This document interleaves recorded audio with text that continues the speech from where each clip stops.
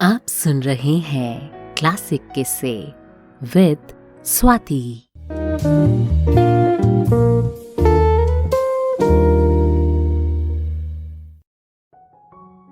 बारिशें लौट कर आती हैं, पतझड़ और वसंत लौट कर आता है। ठीक इसी तरह पहला प्यार भी जीवन के किसी न किसी मोड़ पर अवश्य लौट कर आता है, चाहे वो स्मृतियों के रूप में हो या सदैव हो। मन के श्याम पट पर स्नेह के श्वेत अक्षरों में लिखे गए शब्द समय के डस्टर से मिटाए नहीं मिटते। जीवन की आपाधापी में जब वे अक्षर हमारी देहरी पर आकर खड़े होते हैं तो लगता है कि एक बार फिर फरवरी ने दिल के द्वार खटखटा दिए हों। मधुमास के नुपुर खनखनाने लगते हैं। घर और दफ्तर का शोर अतीत की मधुर ध्वनियों में विलीन होने लगता है। उस पार जाने के लिए वर्तमान की खाई के ऊपर पुल बनने लगते हैं। फरवरी हर साल आती है, लेकिन जिस पर हमने कोई हर्फ लिखा है वो फरवरी जीवन में एक बार ही आती है। फिर से उसके बासंती पन्नों पर कुछ नोट्स लिखने की कोशिश होती है, पर जैसे लिखे को मिटाना मुश्किल है, वैसे ही धुंधले हो चुके अक्षरों के ऊपर लिखना भी मुश्किल होता है। फरवरी नोट्स इन्हीं मुश्किलों, नेह छोह के संबंधों और मन की छटपटाहटों की कहानी समेटे हुए है।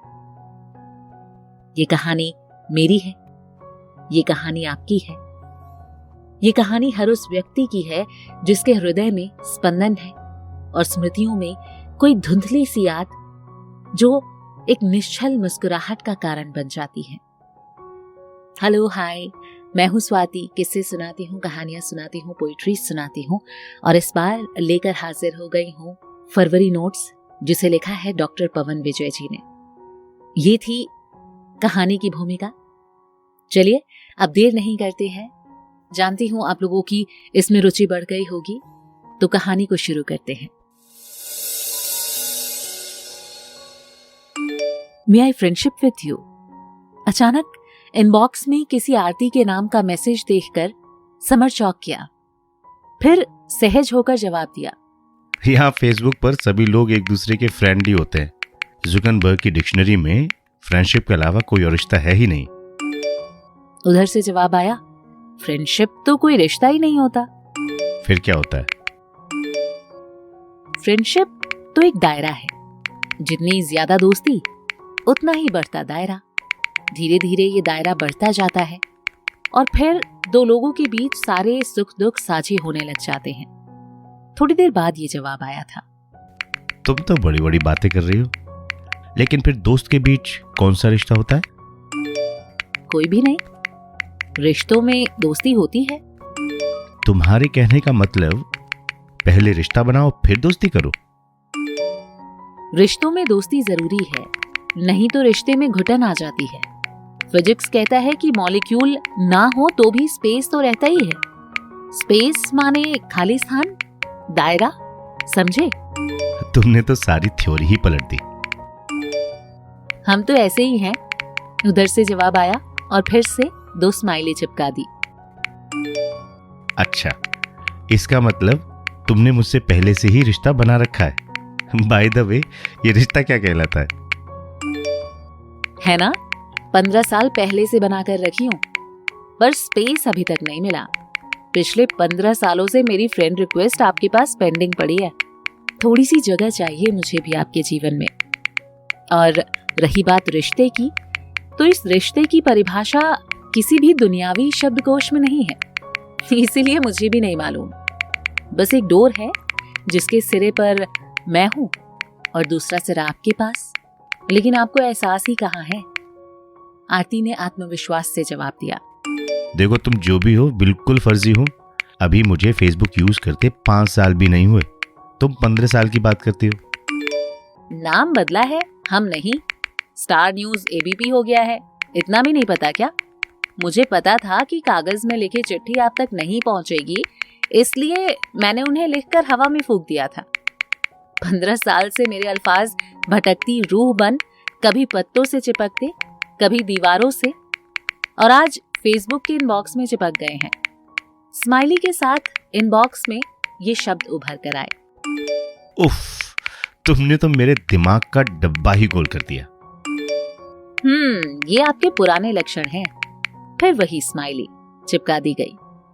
समर चैट करते करते आरती के फेसबुक के टाइमलाइन पर डिटेल लेने की कोशिश करने लगा। लड़की इलाहाबाद की है। अरे, ये तो शादीशुदा है, 2 बच्चे भी। दिल्ली में किसी पब्लिक स्कूल में पढ़ाती है। इलाहाबाद की होगी और इस तरह से मुझसे बात कर रही है। जरूर कोई जानने वाली होगी, या किसी दुष्ट दोस्त ने एफएम पर मेरी बैंड बजाने की सुपारी इसे दी होगी। क्या देख रहे हैं? About me? बोलो बोलो। हाँ, तुम कोई फर्जी अकाउंट होल्डर हो। फोन से बात करनी है? आरती ने अपना नंबर इनबॉक्स में भेज दिया। ओह, अब तो पक्का हो गया कि किसी नालायक दोस्त ने किसी एफएम रेडियो से मुर्गा बनाने या बैंड बजवाने का पूरा इंतजाम कर रखा है, समर ने सोचा। फिर हिम्मत करके नंबर डायल किया। हेलो, मैं समर बोल रहा हूँ। मे आई फ्रेंडशिप विद यू? उधर से एक खनकती हुई कविता कृष्णमूर्ति जैसी आवाज आई। समर को लगा कि मीठे शहद में थोड़ा थोड़ा नमक मिली इस आवाज को पहले कभी सुना है। उसने तुरंत फोन काट दिया। आप बिल्कुल नहीं बदले, बिल्कुल वैसे के वैसे हैं। स्माइली के साथ ये संदेश इनबॉक्स में आ चुका था और आरती के चैट बॉक्स की ग्रीन लाइट बंद हो चुकी थी। समर ने फ्रेंड रिक्वेस्ट की लिस्ट देखी तो उसमें आरती की रिक्वेस्ट पड़ी थी। जाने क्यों उसने रिक्वेस्ट को एक्सेप्ट नहीं किया। ऑफिस में लंच खत्म हो गया था। वो फेसबुक लॉग आउट करके कल होने वाली प्रेजेंटेशन की तैयारी में जुट गया। समर दिल्ली की एक मल्टीनेशनल कंपनी में काम करता था। थोड़े दिन पहले उसने ये कंपनी ज्वाइन की। कंपनी कनॉट प्लेस में थी और वो मॉडल टाउन में रहता था। अभी उसे इलाहाबाद से दिल्ली आए ज्यादा दिन नहीं हुए थे, लेकिन वो अपनी शेरो शायरी के कारण ऑफिस के साथ आसपास पहचाना जाने लगा। फेसबुक पर भी उसने अपनी शायरी से अच्छी खासी चर्चा बटोर रखी थी। यूं तो तमाम मैसेजेस उसके पास आ जाया करते थे, पर आज का मैसेज उसे कुछ अनबना कर गया था। शाम को जब वो ऑफिस से घर पहुंचा तो पत्नी ने सूचना दी कि उसकी बहन देहरादून से इलाहाबाद आई हुई है और उसे कुछ दिन के लिए वहीं पर बुलाया है। अच्छा, मैं कैसे रह पाऊंगा तुम्हारे बिन? समर ने आंखें नचाकर पूछा। देखिए मिस्टर, अपनी शादी के 10 साल हो गए हैं, अब मेरे बिना रहने की आदत डाल लो। इधर मैं देख रही हूँ तुमने कुछ ज्यादा ही आदत बिगाड़ ली है अपनी, सुधर जाओ, रश्मि ने शरारत से कहा। क्या करूं रश्मि, तुमने ही तो मेरी आदत बिगाड़ी है, या सच पूछो तो तुम मेरी आदत बन गई हो। अब अगर तुम कहो तो इस आदत को बदल लेता हूं, पर अगर नई आदत भी तुम्हारे जैसी हुई तो? समर लगभग हंसता हुआ बोला, हाँ हाँ क्यों नहीं, पर पहले मेरी बात सुनो। मुझे इलाहाबाद जाना है, 1 हफ्ते के लिए मेरा रिजर्वेशन करा दो और कुछ माल मुद्रा चाहिए, खरीदारी करनी है। मतलब 1 हफ्ते मुझे खिचड़ी पर रहना पड़ेगा? खैर, तुम मेरा एटीएम कार्ड ले जाओ, जो खरीदना है खरीदो और उसे अपने पास ही रखना। एटीएम में पैसे हैं भी कि नहीं? अरे बाबा, चेक कर लेना, तुम्हारे काम भर के पैसे तो हैं ही। ठीक है। जैसे ही रश्मि जाने लगती है, समर ने पीछे से आवाज लगाई, 1 मिनट, जरा बात सुनती जाओ। हाँ बोलो। अच्छा जाने दो, फिर कभी कहेंगे। सिद्धू कहाँ है? समर फ्रेंड रिक्वेस्ट वाली बात बताते बताते रुक गया। वो पार्क में खेलने गया है, आता ही होगा, आप फ्रेश हो लीजिए, तब तक मैं चाय बना देती हूँ, कहकर रश्मि किचन में चाय बनाने चली गई। रात में प्रेजेंटेशन को फाइनल करने के लिए समर ने लैपटॉप खोला तो अनायास ही उसके दिमाग में आरती की फ्रेंड रिक्वेस्ट घूमने लगी। उसने नेट ऑन किया और फेसबुक लॉगिन करके देखा। रिक्वेस्ट पेंडिंग में थी। एक बार को उसका जी चाहा कि उसे एक्सेप्ट कर ले, फिर जाने क्यों उसने रिक्वेस्ट को पेंडिंग में ही रहने दिया और लैपटॉप ऑफ करके सो गया। सुबह समर रश्मि को एटीएम देकर ऑफिस आ गया। प्रेजेंटेशन के दौरान उसका ध्यान पेंडिंग रिक्वेस्ट पर लगा रहा। प्रेजेंटेशन के तुरंत बाद बिना लंच किए उसने मैसेज बॉक्स खोला। पहला ही मैसेज आरती का था। मैंने परेशान किया ना, सॉरी। पूरे टाइम तुम मेरे बारे में ही सोचते रहे, है ना? हाँ, पर तुमने अपने बारे में बताया नहीं। तुम इलाहाबाद से हो या रोहिणी में रहती हो? किसी स्कूल में पढ़ाती हो? 2 बच्चे हैं, तुम्हारे हस्बैंड बिजनेसमैन हैं, पर तुम मेरे बारे में कैसे जानती हो और एकदम पर्सनली बात कर रही हो? समर ने जल्दी जल्दी मैसेज टाइप किया। अरे, जब पर्सनली जानते हैं तो पर्सनली ही बात करेंगे ना। मैं तो तुम्हें नहीं जानता। तो इसमें मेरी गलती है क्या? पहेली ना बुझाओ, साफ साफ बताओ, नहीं तो मैं तुम्हें ब्लॉक कर दूंगा। कर दो। तुम इतने क्रूर हो ये मुझे पहले से ही पता है। 15 साल पहले तुमने रियल लाइफ में मुझे ब्लॉक कर दिया था और तब से अब तक मैं ब्लॉक ही हूँ। कभी मेरे बारे में तुम्हें ख्याल आना तो दूर, ख्याल का भी ख्याल नहीं आया। I was blocked by you, Mr. Summer. कब किया? समर ने पूछा। जब मैंने तुमसे पूछा था, May I friendship with you? याद करो, आज से 15 साल पहले। ओह हाँ, याद आया। ये शब्द तो आज भी याद है मुझे, पर माफ करना, ना तो चेहरा याद है और नाम तो तुमने बताया नहीं था, ना मैंने पूछा था। समर ने पुरानी यादों में गोते लगाते हुए लिखा। ओह, शुक्र है याद तो है मिस्टर समर। अब आपका जवाब क्या है? मुझसे दोस्ती करोगे? लेकिन तुमने तो कहा था कि दोस्ती जैसी चीज का अपना कोई स्वतंत्र अस्तित्व नहीं होता। पहले कोई रिश्ता बनाओ, फिर उसमें दोस्ती ढूंढो। जब हमारा तुम्हारा कोई रिश्ता है ही नहीं, तो दोस्ती होने का सवाल ही नहीं उठता। अरे गजब के आदमी हो। शुरू के चैट देखो, पिछले 15 सालों से रिश्ता है हमारा। अब मैं उसमें दोस्ती ढूंढ रही हूँ, क्योंकि मुझे पता है इस रिश्ते की जो परिभाषा मैंने दी है वो तुम्हारे समाज को सूट नहीं करता। कौन से रिश्ते की बात कर रही हो तुम? समर का हाथ कीबोर्ड पर पहली बार लड़खड़ाया। वो मैसेंजर में कुछ लिखकर डिलीट करने लगा। तुम्हारा हाथ लड़खड़ा रहा है समर बाबू। उस समय तुम्हारी आवाज और कदम दोनों लड़खड़ाए थे। अजीब लड़की है, जबरदस्ती रिश्ता जोड़ रही है। ये जो मेरी लड़खड़ाहट है, इस बात का संकेत होती है कि अब संभलने का वक्त है। उस समय भी मैं संभल गया था, अब भी संभल जाऊंगा, नहीं तो तमाम लोग बिना लड़खड़ाए ही गिर जाते हैं। समर बाबू, आपने कभी झरने को देखा है?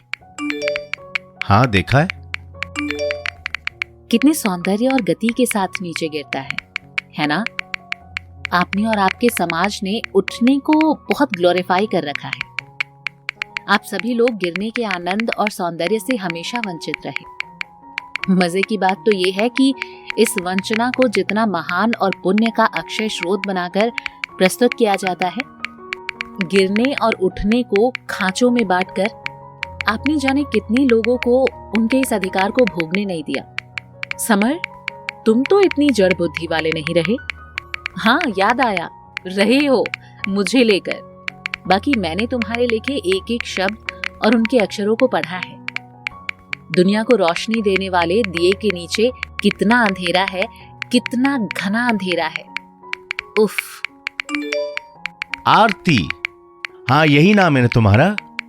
सुनो मेरी बात, तुम क्या चाहती हो मुझसे नहीं पता, या मैं जानना नहीं चाहता, पर जो मेरे बारे में तुमने अनुमान लगाया है, मैं वैसा हूं नहीं। अगर तुमने मुझे पढ़ा है तो तुम ये महसूस क्यों नहीं कर सकी?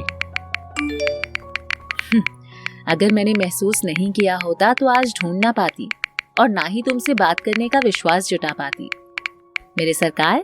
लेकिन आपके दिल तक कोई भी बात पहुंचेगी कैसे? आपने तो जैमर लगा रखा है ना अपने दिल पर, और दिमाग के बाहर एक पहरेदार बिठा रखा है। जैमर मेरी बात आपके दिल को छूने से पहले रोक देता है, और दिमाग में घुसने की हिम्मत करूं तो पहरेदार वापस मुझे फेंक देता है। किस विधि मिलना होए, एक बार मुझे अपने दिल में एंट्री दे दो, फिर अगर मेरी बात से तुम सहमत ना हुए तो बेशक निकाल के दूर फेंक देना, या मैं खुद ब खुद ही चली जाऊंगी हमेशा हमेशा के लिए। बोलो मंजूर? अब इतना भी ना सोचो, ऑफर बढ़िया है, दोबारा नहीं मिलेगा। आरती जी, आपकी शादी हो गई है, आपके 2 बच्चे हैं, घर गृहस्थी है। समर ने खींच कर लिखा। इतने में मोबाइल की घंटी बजने लगी। रश्मि कॉल पर थी। सुनो, आज घर जल्दी आ जाना, तुम्हारे ज्यादा पैसे खर्च नहीं किए हैं मैंने। और आते हुए कोई एक सब्जी ले आना और साथ में दूध का पैकेट भी। और हाँ सुनो, 5 मिनट पहले फोन करके बता देना, चाय चढ़ा दूंगी। ठीक है, कर दूंगा। कहकर समर ने फोन काट दिया। साहब, दफ्तर बढ़ाने का टाइम हो ही गवा है। चपरासी की आवाज से समर की मानो तंद्रा टूटी। जल्दी जल्दी वो टाइप करने लगा। देखो अभी मैं चलता हूँ, बाद में बात करता हूँ, बाय। ठीक है, मिलते हैं, मैं इंतजार करूंगी। उधर से जवाब आया। हाँ ठीक है। एक बात, प्रोफाइल पिक माधुरी दीक्षित की जगह खुद की लगाओ। ऐसा लगता है जैसे माधुरी से बात कर रहा हूँ। समर ने जाते जाते 2 स्माइली धर दिए और बिना आरती के जवाब का इंतजार किए कंप्यूटर ऑफ कर दिया। रश्मि ने इलाहाबाद जाने की तैयारी कर ली थी। चाय पीते हुए उसने पूछा, मेरा रिजर्वेशन हो गया? अरे मैं भूल गया। क्यों, ऑफिस में व्यस्तता ज्यादा थी क्या? हाँ नहीं, अरे वो एक उलझन के चक्कर में पड़ गया था। खैर मैं आज ही तत्काल में करा देता हूँ, तुम चिंता मत करो। अरे मुझे जाने की चिंता नहीं है, बल्कि मुझे उस उलझन की चिंता है जिसके चक्कर में तुम पड़ गए हो। रश्मि ने आंखें नचाकर कहा। तुम्हारे रहते कोई और उलझन की मजाल क्या जो मेरे पास फटक भी सके? अब तुम जा रही हो तो उलझने भी आने लगी हैं। मतलब पिटना है? रश्मि ने समर की पीठ पर एक धौल जमाया। इसी अदा पर तो हम निसार हुए जाते हैं जाने मन। समर हंसते हुए बोला। रश्मि भी मुस्कुराते हुए समर को चाय देने लगी। इतने में सिद्धू आ गया और दोनों उसके साथ खेलने लगे। रात में समर जब रिजर्वेशन करा रहा था तो ना चाहते हुए भी उसने फेसबुक खोल लिया। पहली पोस्ट आरती की थी। प्रोफाइल पिक्चर बदली हुई थी। समर के होठों पर अचानक एक मुस्कान आ गई। जल्दी जल्दी उसने रश्मि का रिजर्वेशन कराया और लैपटॉप बंद कर 15 बरस पुराने नोट्स याद करने की कोशिश करने लगा। तो आखिर क्या हुआ था 15 साल पहले? कौन सी यादों में चला गया था समर? वो कौन सी यादें थीं जिनके जिक्र बार बार आरती कर रही थी? ये सारी चीजें जानने के लिए आपको अगला एपिसोड तो सुनना ही पड़ेगा। आगे आते आते ये कहानी और भी इंटरेस्टिंग होती जा रही है। और अगर आपकी भी ऐसी ही कोई याद आपको याद आ गई हो तो कमेंट बॉक्स में जरूर लिखिएगा। और इस कहानी को सुनकर आपको कैसा लग रहा है ये भी कमेंट बॉक्स में लिखिएगा। पसंद आ रही है तो आगे शेयर जरूर कीजिएगा। सुनते रहिए फरवरी नोट्स, मेरे यानी स्वाति तिवारी के साथ।